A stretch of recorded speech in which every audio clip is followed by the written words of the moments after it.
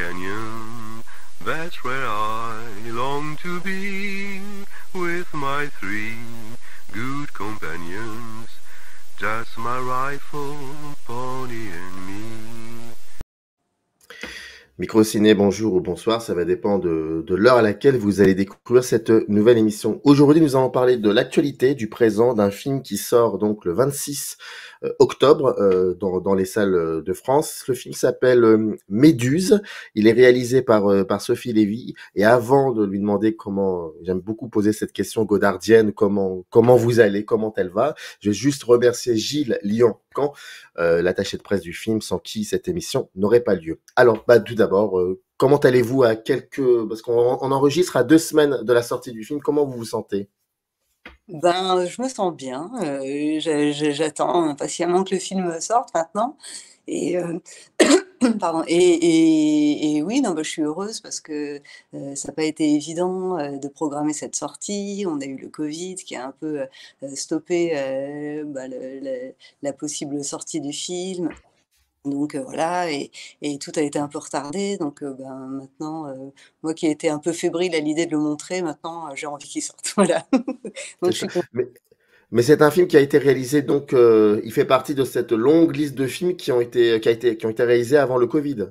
Oui, c'est ça. En fait, on a tourné avant le covid et j'avais commencé à monter et puis finalement, bah, avec le covid, tout a été, gelé, mis en suspens, on avait un 1er, distributeur qui finalement, voilà, n'a pas pu garder le Mmh. film et cetera. Enfin donc bon, du coup, heureusement, on a trouvé Wayne Pitch et eux, ils étaient, heureux de pouvoir, le distribuer donc tout s'est bien passé. Mais c'est vrai que, ouais, on fait partie de toute la de films qui ont un peu subi, les dommages collatéraux, du covid. Et c'est vraiment une petite digression et je vous promets qu'après on parle du film, mais ça m'intéresse de savoir, vous, en tant que cinéaste, comment on se retrouve face à des images, face à des images qui ont été faites il y a un certain temps. Est-ce qu'on arrive à les apprécier de nouveau? Ce rapport, hein, il est un peu bizarre avec ce qui s'est passé depuis, avec le Covid, le fait de revenir sur ces images-là, sur ce film. Comment ça se passe? Ben, moi, en fait, je les ai jamais vraiment lâchés parce que c'est vrai que pendant tout le temps, comme j'ai beaucoup monté toute seule le film, du coup, c'était un peu, c'était dans un temps complètement indéfini. Comme je montais, chez moi, du coup, je m'y suis recollée, j'ai raccourci la version, enfin, du coup, je Mmh. me suis jamais détachée. Après, on a pu faire aussi le mixage un petit peu pendant le covid et cetera, dans les périodes où on était moins en confinement. Et du coup, je dois dire que bien que j'y ai passé un temps complètement phénoménal en post-production, je crois que je me suis jamais vraiment, comme je voyais toujours des choses à refaire, j'avais toujours l'impression que c'était en cours. En fait, j'ai pas eu l'impression bon, de l'avoir rangé dans un tiroir et puis tout d'un coup de le ressortir et d'avoir, à remettre les choses en marche, en fait. J'ai toujours été dans une continuité, tout le long. D'accord, OK. Alors juste, je vais, pour ne pas me tromper, je vais lire le synopsis du dossier de presse. Ensuite, je vais vous poser une question extrêmement incongrue, mais vous allez comprendre, vous allez comprendre. Alors donc le film qui dure à peu près 85-86 minutes raconte, en fait, le synopsis dit: Romane rentre tard chez elle en compagnie de Guillaume, dont elle tombe rapidement amoureuse. Le lendemain matin, Guillaume découvre une fille dans le salon. C'est Clémence, la sœur de Romane, restée hémiplégique et privée de la parole des suites d'un accident. Guillaume se sent alors investi d'une mission, redonner corps et vie à Clémence. Ce qui est très troublant, c'est que le film ne démarre pas comme ça, en fait. Il y a, il y a quelques petites choses avant cette rencontre, enfin, avant que Guillaume apparaît dans le film, il y a de cela, mais avant de revenir au début du film, je vais vous poser une question très incongrue. Le titre, Méduse, bon, on va en parler certainement, mais l'idée, c'est de savoir, à partir de quand vous avez eu l'idée de ce titre-là? Est-ce que c'était dès le début? Est-ce que c'était avant l'écriture du scénario? Pendant le comment ça s'est passé? Je suis très curieux. Ben non, en fait, au début, j'ai eu du mal à donner un titre, à ce film.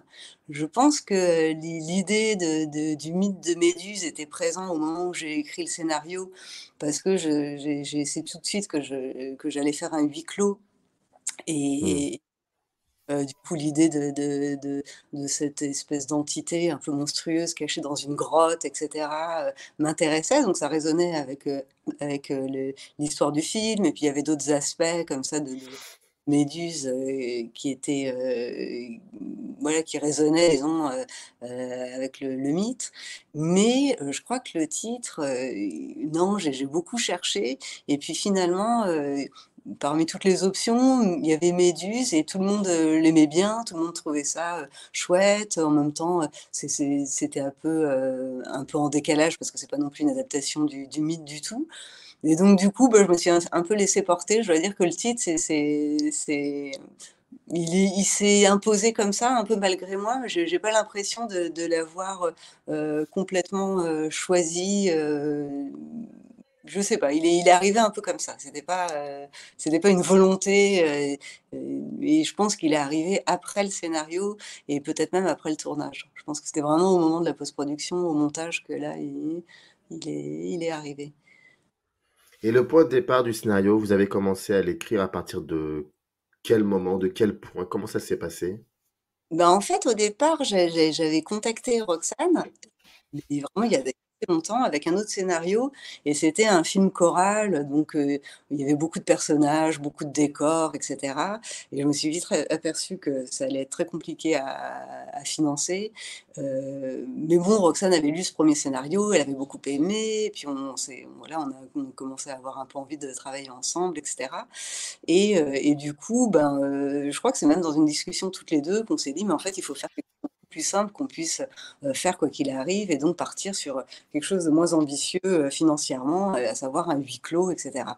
Et donc à partir de là, ça m'a donné une contrainte et donc bah, c'était finalement intéressant de travailler avec cette contrainte. Je me suis mise sur des rails de très peu de personnages, d'avoir un décor unique et comme ça pouvait être, un film qui se ferait presque quoi qu'il arrive parce que ça coûterait pas très cher et que je pouvais me débrouiller pour le faire même quasiment sans financement. Et de là, bah, de là après, c'est difficile à expliquer, hein, en fait, je crois que je me suis mise devant mon ordinateur et puis, bah, les choses sont Et arrivées c'est bah, non, je me disais toujours, qu'est-ce que j'aimerais voir moi? En fait, je me mettais un peu en position de spectatrice et je me disais: «Ah bah tiens, c'est quoi le film que je vois devant mes yeux?» Et donc mmh. du coup, bah, le film que je voyais, c'était ça et puis j'ai vu les personnages et puis après, bah, les scènes qui s'enchaînaient et cetera et voilà. Après ce que je voulais, c'est que je voulais pas faire un scénario où où il en fait, ce qui m'intéressait, c'était l'histoire que finalement, il se passe quasiment rien, rien de grave. C'est-à-dire qu'il y a Oui. il y a pas de tromperie, il y a pas de voilà, il y a aucun il se passe quasiment rien et en fait, tout se joue, de façon, un peu ténue et psychologique entre les personnages parce qu'ils ont tous une place qui est menacée par l'autre, alors que l'autre n'est pas forcément méchant, on ne veut pas son mal, et cetera. Donc il y a jamais de coupable, mais tous, à leur façon, ils essayent de trouver une place dans ce trio et c'est finalement assez difficile, quoi. Puis ça finit par, bon, à la toute fin, ça se recompose un peu parce que la vie est comme ça, Mmh. quoi. Mais quand même, ça va à l'explosion, quoi. Mais comment vous faites, pardonnez-moi, c'est que des questions de cuisine interne, mais bon, qu'est-ce que vous voulez, ça on est un peu curieux. Mais, comment vous faites, pour, quand vous êtes en avec vos comédiennes et comédiens, heu, comment, parce que vous dites, plus ou moins justement, j'ai envie de vous dire, que il y a pas forcément ça parle pas forcément de grand enfin, il y a pas de scène d'action, il y a pas de bah, pas après on pourra parler de ce que c'est réellement l'action, mais moi ce qui m'intéresse de savoir, c'est comment ça se passe le rapport avec le travail avec les comédiens sur ce quand ils ont le scénario. Est-ce que vous il y a des choses sur lesquelles vous développez beaucoup plus, comme que vous insistez beaucoup sur le fait que ça soit, très psychologique. Comment les acteurs arrivent à se réapproprier, leur personnage? C'est surtout d'abord parce que vous parlez beaucoup avec eux, ou il y a aussi quelque chose que vous intégrez dans le scénario qui fait que ça m'intéresserait de savoir ça. Parce que quand on voit le film, c'est vrai qu'on a l'impression que à tout moment, le plan est enfin, je trouve que tous vos plans sont fragiles. Mais pour moi, c'est très beau parce que c'est vraiment ça que c'est ce qui donne le ton aussi au film. Il y a une espèce de fragilité, et donc on ne sait jamais comment ça va se passer dans le plan suivant. Et c'est très troublant. Et je voulais savoir comment vous avez travaillé avec vos comédiens là-dessus. Enfin, comédiennes et comédiens, pardon. Bah, en fait, moi, avec mes 3 comédiens principaux, je me suis vraiment adaptée à chacun, en fait. J'étais pas, je voulais pas, mais c'est pas mon style, je crois, d'imposer quoi que ce soit, ni une méthode de travail et ni une direction trop stricte dans l'interprétation. Donc moi, l'idée, c'était vraiment de m'adapter. Et je sais que du coup, avec les 3, ça a été complètement différent.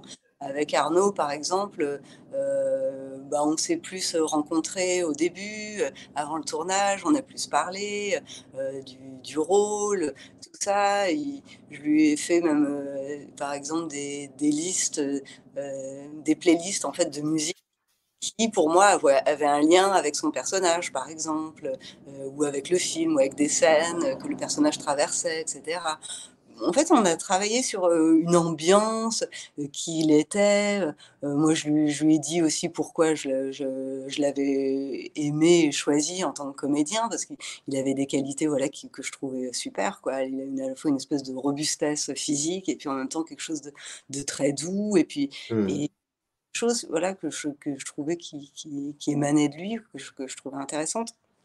Alors que, par exemple, avec Roxane, avant le tournage, je lui ai juste envoyé le scénario, elle m'a dit: «C'est super, j'adore», et c'était, silence radio après. Parce qu'on savait que et puis je sais que Roxane, elle est complètement dans une autre technique. Le scénario, elle le lit une fois, après, elle l'oublie, elle apprend quasiment pas le texte à l'avance, elle l'apprend la veille pour le lendemain.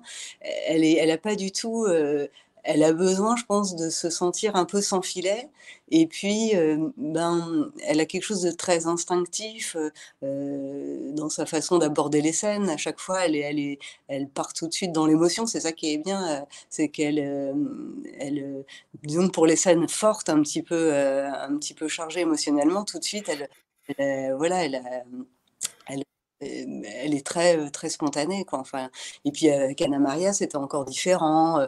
On s'est vu quand même un peu plus aussi avant le tournage. Et Anna Maria, bah, du coup, je sais pas, il y a un truc qui s'est passé où moi, l'idée, c'était vraiment que au moment du tournage, je leur laisse le plus d'espace possible, en fait. Je voulais juste, en fait, recréer une ambiance de tournage qui soit la plus détente possible pour que eux soient le plus à l'aise possible, qu'ils aient le plus de place possible pour avoir vraiment la liberté de s'approprier complètement leur personnage. Et moi, je voulais être un maximum la petite souris qui regarde par le trou de la serrure et qui filme et qui Mhm. va. Mais l'idée, c'était de les laisser se débrouiller entre eux et entre eux pendant le tournage et au moment des scènes et en dehors aussi entre les scènes et vraiment d'interférer juste quand je me disais tout d'un coup: «Ah là, tiens, ça c'est intéressant, allons ça». Quand les idées arrivaient, du coup, en les voyant très à distance, tout d'un coup, j'avais des propositions, des idées que je leur donnais, mais au départ, c'était toujours rien. C'était toujours eux qui se débrouillent et et même si, au début, ben, comme, enfin voilà, il y avait des moments, des scènes qui étaient évidentes, qui partaient tout de suite, d'autres qui étaient un peu plus, où ça patinait un peu dans la semoule, mais c'est pas grave, bon, on y allait et puis à force de refaire et tout d'un coup, il se passait toujours en fait, l'idée, c'était vraiment de produire un espace où, où tout était possible, donc à la fois les ratages et à la fois des choses géniales et très spontanées, que sans doute j'aurais pas eu, je pense si j'avais fait une direction de comédien trop, fermée et trop, Mhm. trop Et comment et vous avez fait pour... Pardonnez-moi, mmh. excusez-moi, je vous en prie. Je vous en prie. Non, non, allez-y, hein. Non, j'allais vous demander comment vous avez fait aussi, j'imagine c'est quand vous avez écrit quand vous écrivez le scénario, est-ce que vous aviez certainement déjà des images, enfin, vous aviez en gros ce que vous souhaitiez adopter comme mise en scène, parce que comme je le disais dans ma précédente question, euh, il y a quelque chose de très doux, de très apaisé, et voire apaisant dans votre mise en scène, alors que lorsqu'on décortique un peu ce qui est montré, ce qui est filmé, donc la face cachée de l'iceberg, certainement, et c'est quand même enfin, il y a quand même des choses c'est quand même assez violent ce qui se passe. Il y a pas mal de choses assez. Et je voulais savoir je trouve que parce que c'est votre mise en scène avec comme ça quelque chose de très apaisé, bah ça donne encore plus de liant comme ça au film et que j'ai beaucoup apprécié d'ailleurs. Et donc c'est ça. Est-ce que ça, si vraiment il y a apaisement, est-ce que c'était quelque chose qui était déjà pensé lorsque vous écriviez le scénario? Bah, c'est vrai que le scénario alors par contre, c'est vrai que, autant sur les comédiens, j'aime bien l'idée de les laisser, en liberté, autant pour le scénario enfin, c'est vrai que dans le scénario, tout était déjà très décrit. C'est-à-dire que, bah, oui, j'imaginais, les gros plans, les plans serrés, que c'était les plans Mmh. larges.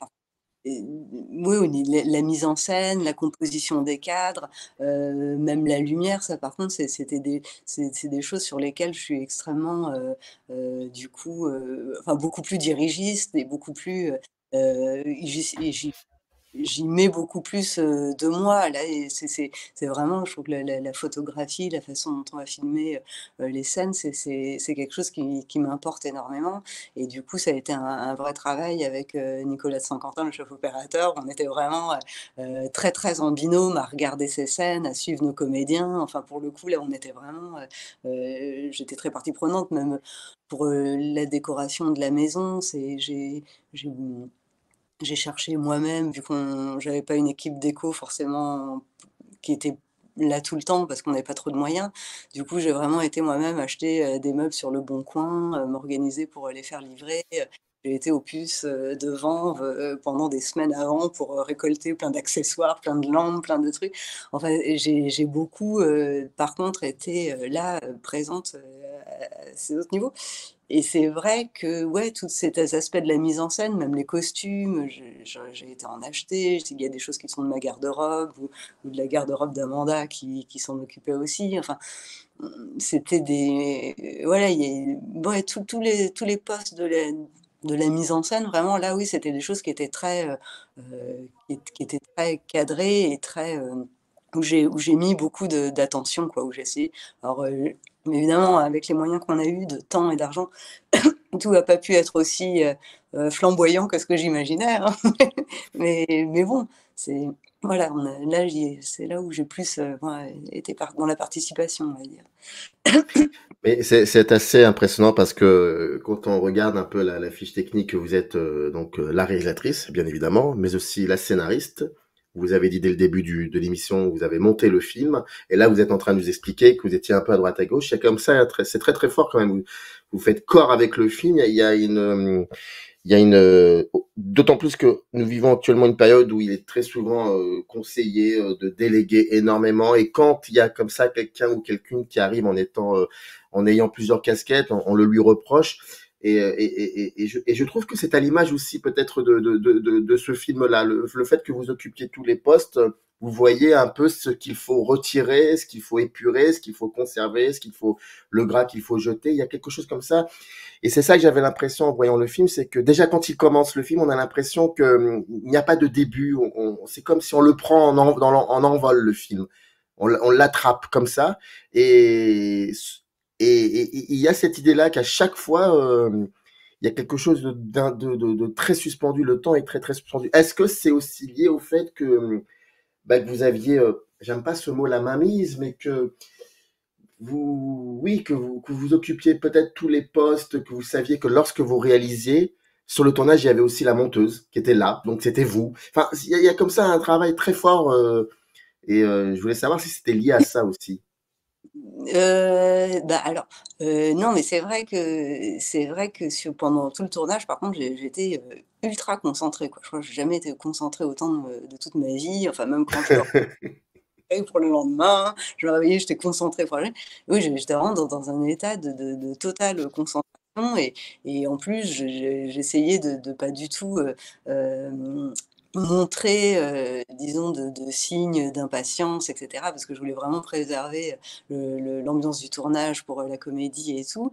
Donc ça demande encore plus de voilà, de tenue intérieure et cetera et en même temps d'essayer au maximum de rien laisser passer et puis effectivement et bon après souvent avec, le,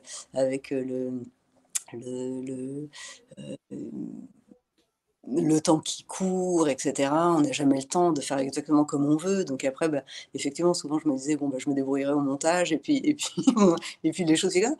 Donc mais bon, en même temps, après c'est sûr que toutes les contraintes, avec lesquelles on opère, dans la réalité du tournage et de la fabrication du film, elle tisse aussi, forcément, la forme du film elle-même et que tout d'un coup, c'est vrai que le film, c'est quand même, un assemblage, de tout un tas de facteurs, des gens qui ont travaillé dessus, de ce qu'ils ont apporté, des contraintes qu'on a eues et cetera et le film se façonne, en fait, avec tout ça et évidemment, en tant que metteur en scène, je pense qu'on veut maîtriser et on veut absolument essayer de de porter les choses au mieux et mais malgré tout, tout est et heureusement d'ailleurs et parce que parfois dans les contraintes ou dans les imprévus ou dans les accidents, il se passe des choses qu'on n'aurait pas pu imaginer qui au fond, sont hyper intéressantes et qui bien souvent, restent Mmh. après,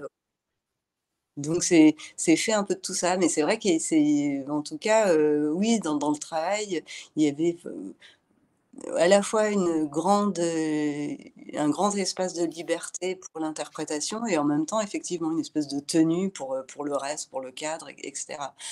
Et bon, bah, oui, ça doit être probablement, je m'en rends pas compte, hein, ma façon de travailler, comme ça, naturelle, hein, c'est ce qui me vient, j'ai toujours été habituée, en fait, à faire, dans les réalisations que j'ai pu faire, j'ai toujours été habituée à être très autonome, à faire, beaucoup moi-même, même parfois je cadre ou enfin j'ai un côté un peu, j'aime bien vraiment la fabrication du film quoi, ça c'est vrai, j'aime bien la lumière, je m'intéresse enfin j'y suis très sensible quoi, je suis pas uniquement axée sur, l'aspect, narratif quoi. J'aime bien aussi, je trouve que la forme, elle peut porter aussi des fois, la narration et puis elle, elle construit la vie une vision quoi. Elle construit vraiment l'histoire qu'on raconte. Heu, après oui, sinon c'est vrai qu'il y a des dans oui, je pense qu'il y avait il y a eu des enfin, là, après c'est plus au niveau de de l'histoire des comédiens et cetera, mais je sais pas si ça a vraiment un lien avec cette question, mais en tout cas, effectivement, pour les comédiens et le début du film, il est étrange parce que en fait, on arrive chez 2 sœurs dont l'une ne parle pas, donc forcément, il y a un silence qui est et c'est vrai que commencer un film dans le silence du personnage muet, alors que, bah, on est finalement dans des scènes quotidiennes, l'une, part travailler, l'autre reste à la maison, elle mange, elle se couche, tout ça, enfin des scènes extrêmement, familières, mais ouais, dans une espèce de silence quoi et en même temps, bah, qui fait naître aussi leur relation à elles, l'interdépendance, des 2 sœurs et cetera, la façon dont l'une, se raccroche enfin accroche l'autre pour pas qu'elle parte, et cetera. Enfin voilà, mais oui, du coup, c'est vrai que ça fait un début de film qui qui qui qui peut-être et comprends le côté, on arrive un peu en plein, en plein vol, quoi. Parce que c'est vrai qu'il y a pas un début marquant où tout d'un coup, ouais, on n'arrive pas en fanfare, quoi, ça c'est sûr. Ouais, mais c'est ça qui est très intéressant, je pense. C'est ça qui donne, au film, une couleur qui est pas forcément inédite, mais qui est assez passionnant. Une dernière question et donc je rappelle que le film sort le 26 octobre. Une dernière question, c'est qu'il y a un personnage dont on n'a pas parlé, c'est la maison. Oui. Et là, celui-ci, enfin, celle-là ou celui-ci, je ne sais pas, mais en tout cas, ce personnage est, je trouve, il est aussi à l'image de tout ce que vous dites depuis 24 minutes, c'est que généralement, quand on voit des films, très souvent, ce sont des thrillers et qui se passent en huis clos. Très souvent, on sent la force, cette espèce de lourdeur comme ça de la maison. Là, j'ai l'impression que c'est ça. Il y a aussi le fait que le personnage, on le voit, on le devine, on le sent. Et donc, vous le dites après, enfin, voilà, c'est la grotte, quoi. C'est voilà. Mais il y a ce côté mythologique que vous avez retiré et qui fait qu'on arrive très vite à s'identifier.